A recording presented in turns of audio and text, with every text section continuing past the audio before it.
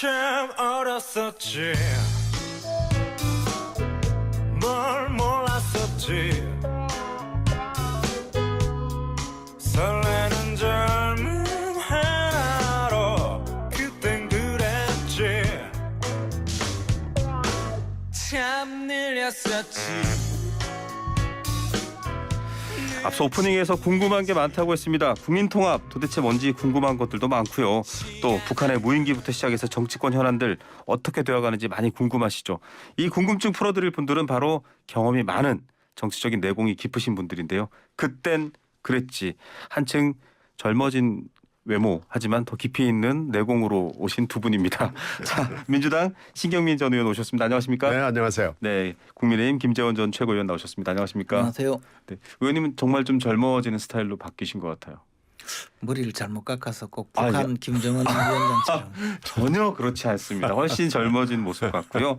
자, 뭐 경험은 내공은 깊으시지만 또 국민들과 소통은 아주 젊은 분들처럼 긴박하게 해주시면 좋을 것 같습니다. 일단 북한 무인기 논란부터 좀 봐야 될 것 같습니다.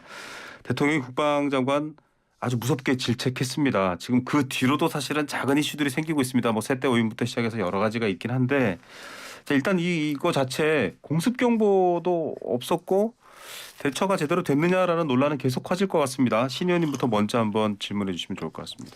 이 가을에 겨울에 네. 철새들이 왔다 갔다 할 때 이 레이더 때문에 여러 가지 문제가 맨날 있습니다. 네. 그게 사실 공표가 되지 않고 그냥 적당히 넘어가니까 그런데요. 특히 철새가 왔다 갔다 할 때는 이 레이더가 철새인지 풍선인지 드론인지 뭐 이게 인식이 잘 안 돼요. 네. 근데 이제 이번 경우에는 좀 경우가 다릅니다. 5대 정도가 해집고 후집고 돌아다닌 건데 그걸 이제 몰랐단 말이에요. 네. 근데 이제 레이더는 또 종류가 많아요. 네. 근데 미국제 레이더는 상당히 고성능의 레이더이기 때문에 하늘에서 왔다 갔다 하는 뭐 미사일이나 이런 걸 보는 거고요. 이건 네. 이 저궤도를 봐야 되거든요. 네네. 저궤도 레이더는 또 다릅니다. 그래서 저궤도 레이더에 여러 가지 문제가 있어서 전 세계를 아마 제가 기억하기에는 헤매고 다니면서 이 레이더를 알아봤어요. 그런데 네. 이스라엘제가 제일 좋다고 그래요. 네. 이스라엘은 이제 뭐 여러 가지로 굉장히 많은 그 대비 태세를 주변 갖추는, 국비전을 많이 겪고 있죠. 그러니까요. 그래서 무기 개발도 굉장히 잘 돼 있어서 이스라엘제 레이더를 사서 갖다 놔서 이게 좀 오류가 적게 나고 탐지가 가능하다. 네. 일단은 뭐 뭐니 해도 네네. 공격을 하건 방어를 하건 탐지가 돼야 되잖아요. 네. 그래서 탐지가 굉장히 중요한데 이제 이걸로 한참 동안 이 군대에서 뭘 사달라 뭐 네네. 해가지고 이스라엘제 레이더를 많이 사서 했는데 이것도 이제 100%는 안 되는 거죠. 네. 그런 한계가 있는 건 분명한데요. 그럼에도 불구하고 이번에는 좀 심했습니다. 이번에는 군이 우리 군이 뭐라고 변명을 하고 설명을 해도 잘 납득이 안 되는 일이 지금 연속 벌어지고 있는데요. 이번을 기회로 해서 뭔가 좀 재정비하고 체계화할 필요가 지금 긴박해진 거죠. 네, 해결 방안까지 포함해서 좀 얘기해 주셨고요. 정치적 논란은 둘째치고 김재현 최고께서도 이런 사안은 어떻게 국민들께 좀 설명해 주셔야 될지 말씀 부탁드립니다. 근데 뭐 일단은 저 군 대비 태세가 과연 적절한가에 대해서 네. 우리 신경민 의원님도 말씀하셨다시피 굉장히 문제가 있는 거죠. 네네. 기본적으로 뭐 잘못된 일이고 또 대비 태세도 뭐 크게 문제가 있다고 생각이 드는데요. 우선에는 저 지난 2017년도 네네. 이미 무인기가 왔었죠. 국내에서 포획이 되었는데 당시에 네. 무슨 뭐 군이 그 북한의 무인기가 우리 영공에 들어와서 그 침범하고 돌아다닌 것을 찾아낸 게 아니고 야산에서 추락한 거. 추락한 그 무인기를 습득한 거예요. 네. 그러다 보니까 그 이후에 또는 그 전에 과연 무인기가 얼마나 돌아다녔는지 그렇죠. 우리가 그 탐지를 했는지 여부조차 확인이 안 되었거든요. 네네. 그리고 그 동안에 계속 쭉 넘어오다가 이번에는 뭐 육안으로까지 관측을 네네. 한 거죠. 이제 전투기가 떠서. 그러니까 지금 이런 상황이 되었고 또 직전에 보면 북한 저 지역에서 사실은 무인기를 그 착륙시키고 훈련하고 뭐 이런 그 TV 정보들이. 방송도 네. 있었고 네. 또 DMZ 근처에서는 실질적으로 탐지가 되었다 그래요. 네네. 그러면 이게 계속적으로 추적이 되고 확인이 되어야 되는데 그런 문제에서 군의 대비는 뭐 사실상 거의 네. 빵점에 가까운 거죠. 거기다가 뭐 또 그 조준 사격을 했는데 네. 한 발도 못 맞췄잖아요. 네. 헬기에서. 예, 이것이 뭐냐 왜 문제냐면 그 무인기가 그 우리 영공으로 들어올 때 북한 지역에서 그 항적을 추적해 보면서 뭐 공격을 당한다 해서 그러면 그 사격을 피하기 위해서 항로를 수정하고 이런 기능이 네. 있는 게 아니고 네네. 사전에 북한에서 출발할 때부터 그 지표상 미리 계획돼 있죠. 예, 네. 표시된 지역을 그냥 이렇게 돌아다녔는데 그러면 사실은 무슨 시내버스 노선처럼 네. 돌고 갔는데 그걸 못 맞춘 거 아니에요. 네. 말은 뭐 민가 이야기 하는데 뭐 사실 제가 봤을 때는 그런 실력조차 없었던 거죠. 저는 뭐 이런 네. 면에서 굉장히 문제가 있었다고 보고 더욱이 뭐 또 경공격기는 추락까지 네. 하고 지난번에는 보니까 미사일에 대응 발사한다고 동해상으로 발사한다 서쪽으로 네. 거꾸로 추락하고 돌아갔죠. 말이죠. 이런 것이 군 전반의 대비 태세에 심각한 문제가 있다고 보여져요. 예. 자, 국민 생명의 가장 최후에 또 가장 앞서 있는 보루는 군입니다. 안보 문제인데 두 전 의원님 다 비판하셨습니다. 그런데 이제 이걸 놓고 정권 출범하고 8개월 정도 왔는데 이게 지금 정권이 제대로 군 기강이라든지 대응 태세를 운영하고 있느냐라는 비판과 지난 정부에서부터 제대로 훈련도 안 돼 있고 못했다라는 얘기가 있습니다. 특히 드론 부대를 최첨단화 뭐 스텔스화하겠다라고 했는데 민주당 쪽에서는 그 이미 있다 또 이렇게 나오고 있고요. 이 공방은 어떻게 보세요? 드론 부대 창설은 뭐 벌써 된 거죠. 이게 14년부터 17년 정도까지 그 북한의 드론이 여러 군데서 감지가 됐어요. 네. 그래서 18년도에 만들어는 놨고요. 근데 이제 부대만 뭐 덜렁 만들어 놓는다고 되는 건 아니고요. 물론 뭐 일단 시설과 장비를 데려다 놓고 그 다음에 사람들을 훈련을 시켜야 되는데 이게 이제 18년에 만들어 놓고 아직 그게 고도화되지는 않았습니다. 그런데 우리가 보면 대대 이제 육군하고 공군이 좀 이원화돼 있죠. 이것도 네. 이원화돼 있는 것도 문제입니다. 그러다 보면 커뮤니케이션 하다가 시간 낭비를 하는 경우가 많고요. 대대부터 군단까지 우리도 드론 부대가 네. 있는데 우리 드론이 우수합니다. 우리 드론 우리나라 드론 실력이 좋아요.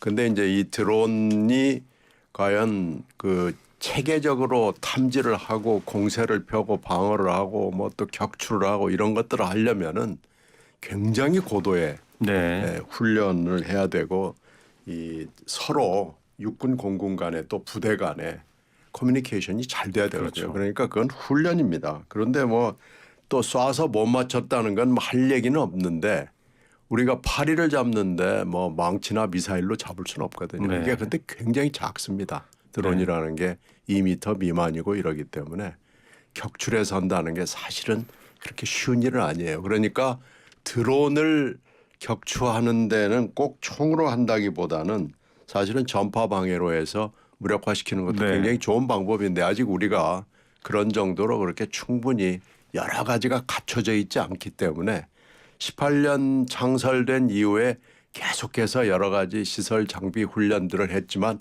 아직 미흡해요. 네. 그러니까 이런 것은 업그레이드를 계속 시켜야죠. 근데 그걸 뭐 전 정권이다 현 정권이다 자꾸 싸우는 건 제가 보기에는 무의미한 겁니다. 예. 군은 그래도 정권 교체의 영향을 많이 받지는 않아요. 물론 영향 받죠. 그러나 많이 받지는 않기 때문에 군은 군 나름으로 네. 자기 할 일을 하면 되는 거죠. 자꾸 예. 전 정권 핑계대고 그러는 거 이제 그만해야 될 때도 됐고요. 이제 해 넘어가면서까지 계속 이러는 건 저는 무익한 일이라고 봅니다. 예. 공방에서는 안 될 중요한 사안이다 이런 정리 같기도 하고요. 뭐 당연히 그 국방의 문제는 사실 정권과 관련 없이 그렇죠. 국민의 생명과 재산을 보호하는 그리고 네.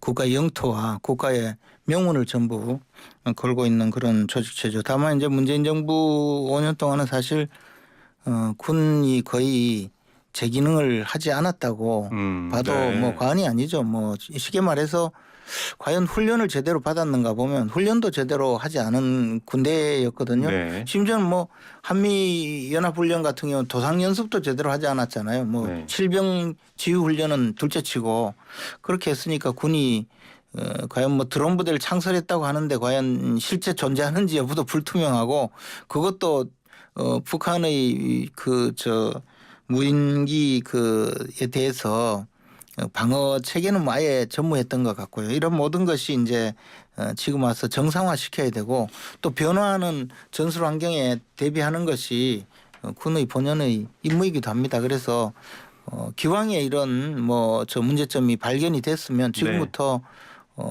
완벽하게 대비 태세를 갖추는 것이 가장 중요하다고 봅니다. 예, 완벽한 대비체. 이건 뭐 정권의 문제로 봐서는 안 되지만 어쨌든 훈련이 부족하고 대처를 못한 군의 갱생이라고 표현해야 될 정도로 개선을 말씀하신 것 같고요.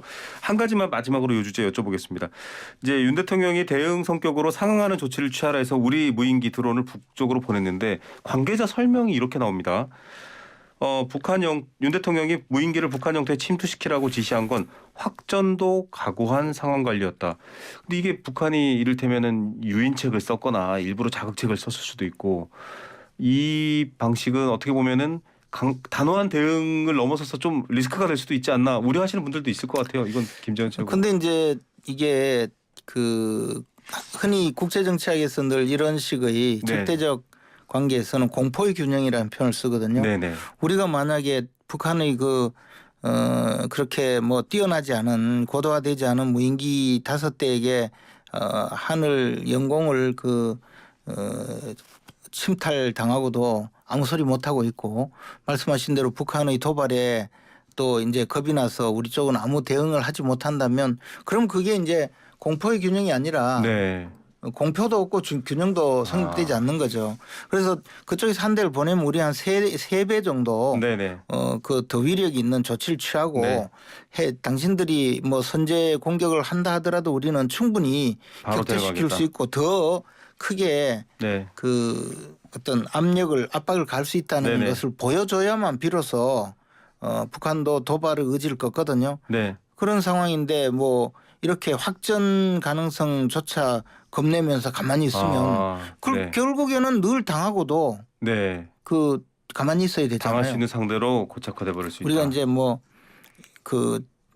어린 학생들 이야기하는 빵 셔틀이라는 게 다 그런 거잖아요. 그러니까 이게 그런 식으로 알겠습니다. 대응하면 안 된다는 거죠. 저는 다만 군이 대통령의 이런 의지를 완벽하게 수행할 수 있을 충분한 대비 태세를 네. 갖춰야 대통령 확전 의지까지도 갖고 이제 대응을 하겠다. 네. 그렇게 할 수 있는데 군이 뭐 엉망으로 만약에 대비 태세를 갖추고 있다면 그건 진짜 큰 문제가 되겠죠. 네. 그래서 이제 그런 문제에서 군에 대해서 군의 대비 태세를 크게 나무랐다는 대통령의 조치는 충분히 이해할 만하죠. 네, 군 통수권자로서 또 그런 말씀하신 거고요. 신 의원님 이것 관련해서는 확전도 각오했다라는 조치. 선거 국면에서 윤 대통령이 지금 뱉어놓은 여러 가지 얘기가 있기 때문에 아마 그렇게 얘기를 한 것 같은데 조심스럽게 군 통수권자는 얘기하는 게 맞습니다. 그래야지 이걸 지금 우리 송골매는 뭐 굉장히 우수하거든요. 네네. 지금 송골매를 이번에 이제 보내겠다, 뭐 보냈다, 그리고 미국하고도 얘기가 됐다, 지금 이런 얘기까지 나오는데요. 하여튼 뭐 좋은데 네. 그 전쟁이라는 얘기를 군 통수권자가 함부로 입에 담는 건 아닙니다. 네. 그건 굉장히 조심해서 얘기해야 됩니다. 네, 단호한 조치와 근데 또 국민의 뭐 안전. 근데 뭐 북한 통수권자도 아닌 김여정조차 별 소리를 다 하는데 그러니까요. 말들이 격해지다가 실제 또 이 전쟁이 일어나면 또 모든 국민이 고통을 겪게 되는 부분도 있을 겁니다. 주제를 좀 바꿔보겠습니다. 자, 윤석열 정부 두 번째 특별 사면이 됐습니다. 굉장히 여러 평가가 나오고 있습니다. 기사 제목들도 참 재밌는 게 많습니다. 뭐, 검사 윤석열이 잡은 범죄자들 대통령 윤석열이 풀어줬다. 이런 제목도 있고 국민 통합이 아니라 국힘 통합이다. 뭐 이런 제목들도 있고 여러 평가가 있습니다. 일단 이번 사면의 의미부터 물론 국민통합이라고 설명을 했습니다만 어떻게 보는지 신 의원님 먼저 말씀해 주시고 네, 김재원 의원님. 연말에 뭐 일제 총정리해서 숙제를 한 느낌을 저희는 받아요. 숙제를 다 했다. 네, 네. 대통령이 굉장히 아마 시달렸을 겁니다. 네. 대통령 취임하고 난 이후에 특히 MB 계열에 있는 분들 대표적으로는 이재호 전 장관 같은 분은 뭐 방송에 나오는 족족 윤 대통령을 굉장히 그냥 비판하시더라고요. 비판하고 비판 비난 뭐 할 수 있는 건 다 했거든요. 그런 식으로 해가지고 결국은 MB를 내놓지도 못하는 그런 그 유약한 대통령이라는 이미지를 계속 주고 일도 못한다 그러고 막 해서 사실 언론들은 받아쓰기 좋았지만 MB 쪽 사람들의 분위기는 그랬거든요. 네. 근데 이번에 숙제 다 했잖아요. 네. 연말에 일제 뭐 세일하듯이 그냥 총 정리하고 MB를 넘어서서 박근혜 쪽 있는 분들까지 다 총 정리해서 일단 여권 통합을 확실하게 하고 공고하게 하는 것은 성공했다고 봅니다. 다만 그러다가 보니까 끼어 팔기로 이제 야권의 몇 사람을 찾고 찾다가 겨우 한 두세 사람 찾아서 집어넣어 준 건데 이걸 뭐 고맙다고 해야 될지 뭐라고 해야 될지 뭐 할 말이 별로 없어요.